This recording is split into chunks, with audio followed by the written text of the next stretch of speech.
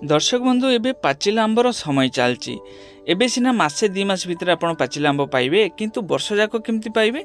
ए पाचिला आंब समय जदि आपण आंब सड़ा तैयारी करके रखिबे ताले वर्ष जाक आपण पाचिला आंबर मजा नहीं पारिबे।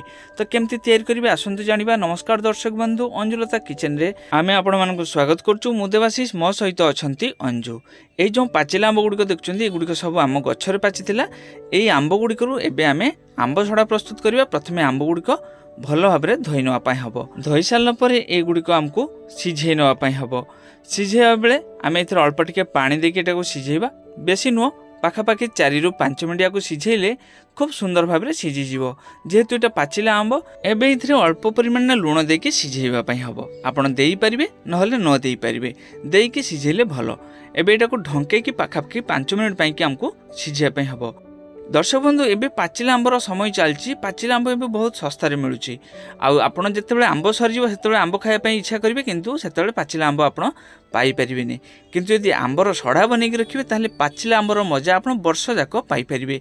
दर्शक बंधु एबे एटा भल भाव में सीझी जाइछि। देखंतु आंब सीझिकी फाटी गलानी।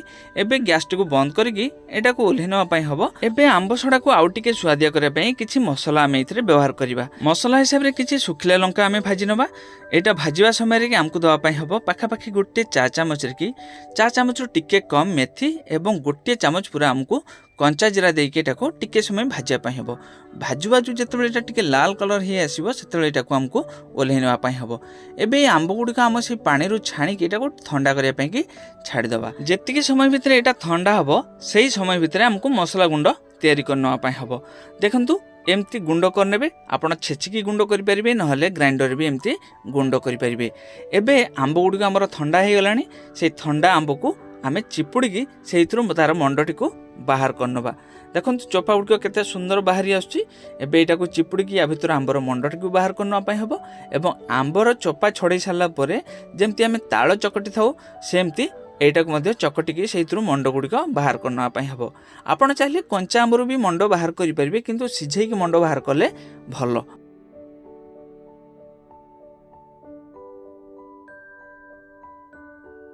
एथिरे आमे पाखापाखि गोटे किलो टिके अधिक आंब व्यवहार करचु।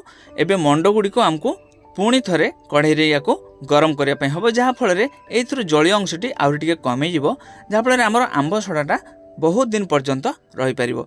एथिरे आमे देइदबा अल्प टिके चीनी पाखापाखि एथिरे आमको 100 ग्राम चीनी दवा पई हबो एवं अल्प परिमाण में लुण दवा पई हबो। लुण आपण अधिक देबेनी, अल्प टिके लुण देबे जहाँफल एटा खाया बेले खूब सुंदर लगिवो। एवं जदि आंब बहुत मीठा होता ताले चीनीर परिमाण आप कम दे पारे। जदि आंब टिके खट्टा होता ताले आपण सेथिरे चीनीर परिमाण टिके अधिक करि परिबे। देखिबे एटा मीडियम रो आउ टिके कम आंचरे की गरम करिवे, देले एटा आउ तळे लागि हबनी, नहले तळे पोड़ी हे जिवो। पोड़ी होले एटा भल हबनी, बासना भी भल आसीबनी, खाया बेले भी भल लागिबनी। तेणु मीडियम राहु टिके कम आंचरे याको फुटेया पई हबो। टिके सावधान सह फुटेबे काहेकि एटा हाथ को छिटिकी थाए। एबे एटा बहुत गाढ़ हे गलानी। याको बेसी समय गरम न करके इथिरे हमको मसला गुंड गुड़िक देई दवा पई हबो। देई सारला परे याको भल भाव में हमको मिसई दवा पई हबो। एई समय गैस रो आंचटी को आहुरी कम कर दवा पई हबो। जेतेबे एटा भल भाव में पूरा मिसी हे जिवो एटा को बाहर करिया पई हबो। बाहर करके एटा को आमे ठंडा करिबा। ठंडा कर सारला परे एटा को गोटे थाली रे आमे रखिबा। थाली रे रखिया पूर्वरु एथिरे आमे टिके तेल किंबा घिओ भल भाव लगे दवा, जहाँ फल आंब सड़ाटा आमर खूब सुंदर भाव में एटा बाहरी आसीबो। एबे इथिरे आमको से आंब सड़ा गुड़िक ढाळिकी पतला करके मिलई नवा पई हबो। एठी आपण मानकु मु आ गोटे जिंस सूचै देवा पई चाहूची। आंब सड़ा तयारी कला बेले एथिरे अधिक परिमाण में चीनी देबेनी। चीनी रो परिमाण जदि बेसी हो जाए ताले आंब सड़ा आदौ सुखिबनी, सेमती रहइबो। 10 ରୁ 15 दिन खरा देले भी सुखिबनी। एमती पतला करके मिलई सारला परे याको गोटे दिन किंबा 2 दिन पूरा टाण खरा रे सुखिया पई हबो। एबे हम एटा को नौचु टाण खरा रे सुखिया पई की 2 ରୁ 3 दिन समय लागिवो सुखिया पई की। जदि अधिक दिन समय लागे सुखिया पई की ताहले जानिबे आंब सड़ा आपण मानकर भल हबनी। आम छातर देखंतु केते टाण खरा किछि देखा जाउनी।